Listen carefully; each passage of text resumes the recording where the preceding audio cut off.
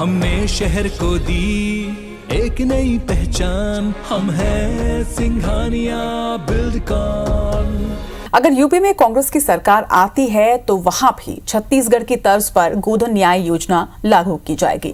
प्रियंका गांधी ने आज लखनऊ में पार्टी की घोषणा पत्र यूपी का उन्नति विधान जारी करते हुए छत्तीसगढ़ मॉडल का जिक्र किया है। उन्होंने कहा कि छत्तीसगढ़ की तरह यूपी में भी हम 2 रुपए किलो में गोबर की खरीदी करेंगे। इसके साथ ही इसे जैविक खाद बनाकर किसानों को भी दिया जाएगा। प्रियंका गांधी के घोषणा पत्र जारी करने के बाद छत्तीसगढ़ के मुख्यमंत्री भूपेश बघेल ने भी ट्वीट कर इसकी जानकारी दी है। प्रियंका गांधी ने लखनऊ के कांग्रेस मुख्यालय में आयोजित प्रेस कॉन्फ्रेंस में कहा कि हम महिलाओं के हक में खास योजना चलाकर उनका उत्थान करेंगे। वहीं घोषणा पत्र में धान और गेहूं की 2500 रुपए और गन्ना 400 रुपए प्रति क्विंटल की दर से खरीदने और किसानों का संपूर्ण कर्ज माफ करने जैसे बड़े बड़े वादे किए हैं। उन्होंने बकाया बिजली बिल आधा करने और सरकार बनाने पर 10 दिन के अंदर यूपी के किसानों का कर्ज माफ करने की भी बात कही। साथ ही एक अन्य सवाल के जवाब में प्रियंका गांधी ने यह भी कहा कि कोरोना काल में जब यूपी में ऑक्सीजन सिलेंडर नहीं मिल रहे थे तो छत्तीसगढ़ से भेजा गया था।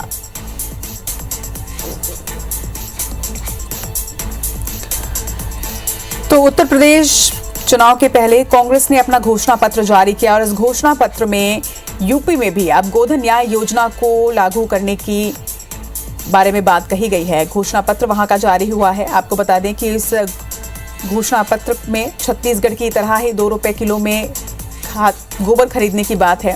वहीं गोबर से खाद बनाकर किसानों को दिए जाने की बात भी कही गई है।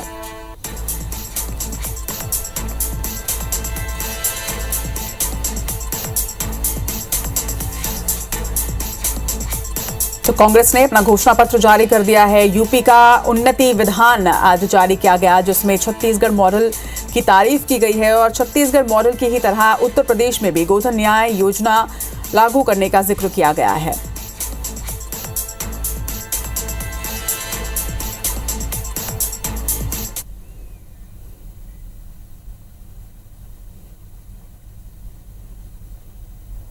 ये मुख्य बिंदु है। मैं कहना चाहती हूँ और मैं बार बार इस बात को दोहराती हूँ कि चुनाव के समय हमें विकास की बात करनी चाहिए। हमें उन मुद्दों को उठाना चाहिए जिससे आपका जीवन बेहतर बने। उत्तर प्रदेश में जब ऑक्सीजन नहीं मिल रहा था तो छत्तीसगढ़ की सरकार ने छत्तीसगढ़ से यहाँ टैंकर भेजे हैं। उत्तर प्रदेश में छत्तीसगढ़ मॉडल का प्रचार करने के लिए महिला कांग्रेस की टीम वहां पहुंच चुकी है। कांग्रेस हाईकमान के निर्देश पर सांसद फूलोदेवी नेताम के नेतृत्व में महिला कांग्रेस की 30 वरिष्ठ पदाधिकारियों और कार्यकर्ताओं ने यूपी में डेरा जमा लिया है। इसी तरह युवा कांग्रेस और एनएसयूआई के कार्यकर्ताओं की टीम भी उत्तर प्रदेश में चुनाव प्रचार में जुटी हुई है। बता दें कि कांग्रेस के विधायक सत्यनारायण शर्मा 2 हफ्ते से बनारस में कांग्रेस प्रत्याशी के पक्ष में प्रचार कर रहे हैं। वहीं विधायक कुलदीप जुनेजा, विनोद चंद्राकर, महापौर एजाज ढेबर, प्रमोद दुबे के साथ ही आधा दर्जन कांग्रेस विधायकों ने यूपी में मोर्चा संभाल रखा है। वहीं मुख्यमंत्री भूपेश बघेल को उत्तर प्रदेश का मुख्य ऑब्जर्वर बनाया गया है। उन्हीं के नेतृत्व में प्रदेश की कांग्रेस सरकार की महत्वपूर्ण योजनाओं का यूपी में प्रचार प्रसार किया जा रहा है।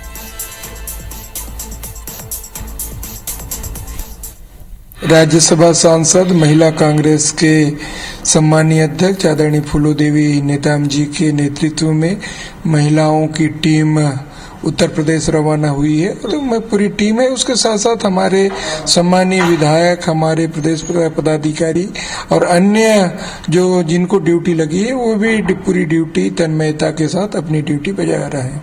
22 महिला कांग्रेस पदाधिकारी यूपी चुनाव के प्रचार के लिए गए हुए हैं। वहां छत्तीसगढ़ मॉडल के बारे में बताया जा रहा है कि छत्तीसगढ़ में कांग्रेस सरकार के आने के बाद महिला स्वावलंबन को बढ़ावा दिया जा रहा है। उत्तर प्रदेश, पंजाब, गोवा, उत्तराखंड और मणिपुर में विधानसभा चुनाव हो रहे हैं और इन राज्यों में चुनाव प्रचार के लिए छत्तीसगढ़ के बीजेपी नेताओं को भी जिम्मेदारी मिली है। बीजेपी सांसद संतोष पांडे, रामविचार नेताम, अरुण साव, विजय बघेल और विधायक सौरभ सिंह समेत दूसरे सांसद और विधायक पंजाब में प्रचार प्रसार कर रहे हैं। वहीं बीजेपी संगठन महामंत्री पवन साय भी पंजाब में हैं। तो वहीं छत्तीसगढ़ बीजेपी महिला मोर्चा, आईटी और मीडिया सेल के पदाधिकारी भी यूपी में बीजेपी प्रत्याशियों के पक्ष में प्रचार प्रसार कर रहे हैं। वहीं उत्तराखंड और गोवा में प्रचार प्रसार के लिए भी छत्तीसगढ़ के बीजेपी नेताओं को जिम्मेदारी मिलने वाली है। तो 5 राज्यों में चुनाव होने हैं। उत्तर प्रदेश, पंजाब, गोवा, उत्तराखंड और मणिपुर, यहाँ विधानसभा चुनाव होने वाले हैं। और इसे देखते हुए इन राज्यों में चुनाव प्रचार के लिए छत्तीसगढ़ के बीजेपी नेताओं को भी बड़ी जिम्मेदारी दी गई है। बीजेपी सांसद संतोष पांडे, रामविचार नेताम, विजय बघेल, अरुण साव, इन तमाम सांसदों को जिम्मेदारी दी गई है। उसी के साथ भाजपा संगठन महामंत्री पवन साय भी इस वक्त पंजाब में है, वहां पर वो प्रचार प्रसार कर रहे हैं। तो वहीं छत्तीसगढ़ भाजपा महिला मोर्चा की टीम भी उत्तर प्रदेश में लगातार भाजपा प्रत्याशियों के पक्ष में प्रचार प्रसार कर रही है।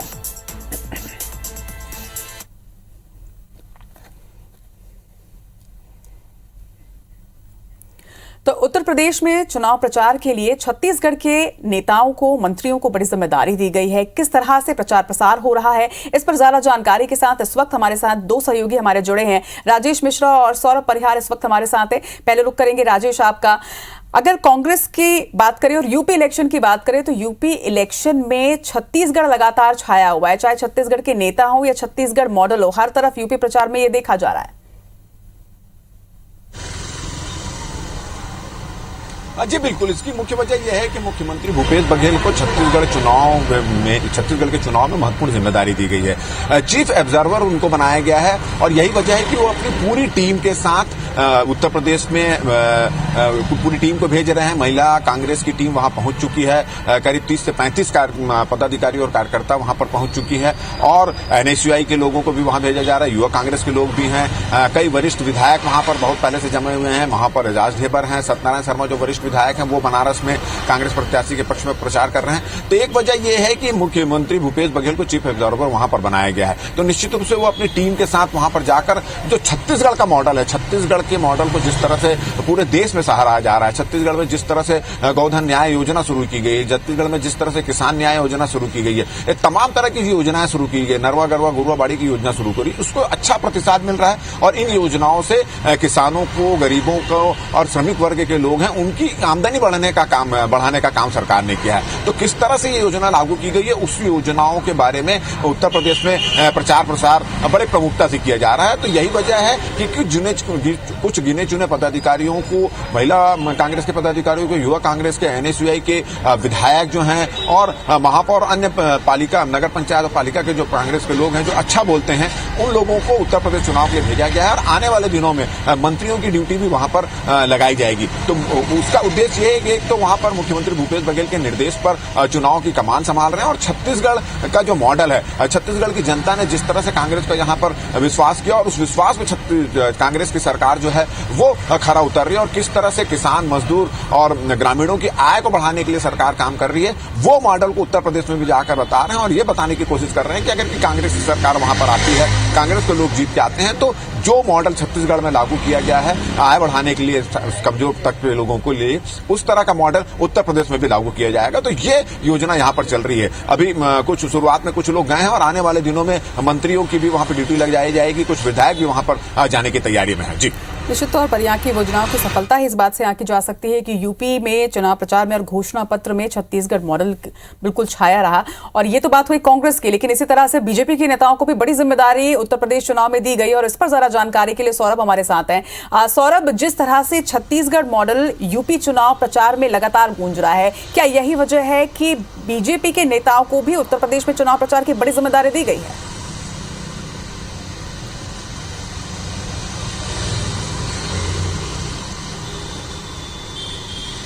बिल्कुल, देखिए 5 राज्यों में चुनाव हो रहे हैं, उत्तर प्रदेश, पंजाब, उत्तराखंड, गोवा और मणिपुर।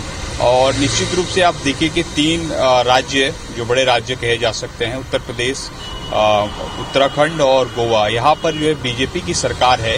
तो ऐसे में छत्तीसगढ़ और पूरे केंद्रीय बीजेपी नेतृत्व को लगता है कि पूरे देश भर से बीजेपी के नेताओं को, जनप्रतिनिधियों को और पदाधिकारियों को बुलाया जाए और जो है विधानसभा स्तर पर जो उन्हें जिम्मेदारी दी जाए।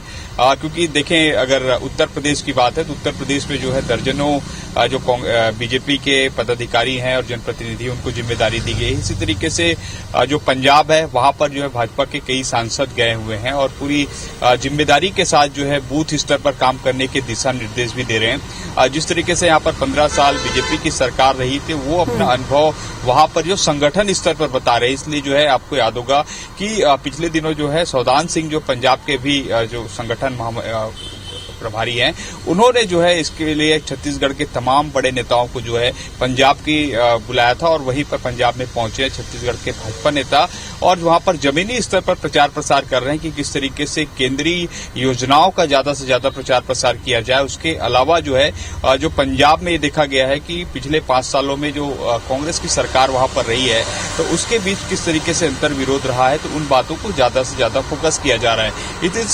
इसी तरीके से यूपी के जो नीचे का हिस्सा है जो दक्षिण का हिस्सा है वो जो छत्तीसगढ़ के उत्तर से लगता है तो ऐसे में कोशिश की जा रही है कि उन हिस्सों में जो है छत्तीसगढ़ के नेताओं भाजपा नेताओं को भेजा जाए। इसीलिए वहां पर जो है आईटी और जो महिला सेल के और मीडिया सेल के जो पदाधिकारी हैं वो वहां पर लगातार प्रचार प्रसार कर रहे हैं और एक ही कोशिश वहां पर बीजेपी कर रही है कि किस तरीके से अपनी जो सीट है जो अपनी सरकार है वहां पर फिर से दोबारा लाया जा सके। तो चाहे बात कांग्रेस की करें या बीजेपी की, दोनों ही पार्टियों में छत्तीसगढ़ के नेताओं को लगातार बड़ी जिम्मेदारियां दी जा रही है। आप दोनों का ही बहुत बहुत शुक्रिया तमाम बातचीत के लिए।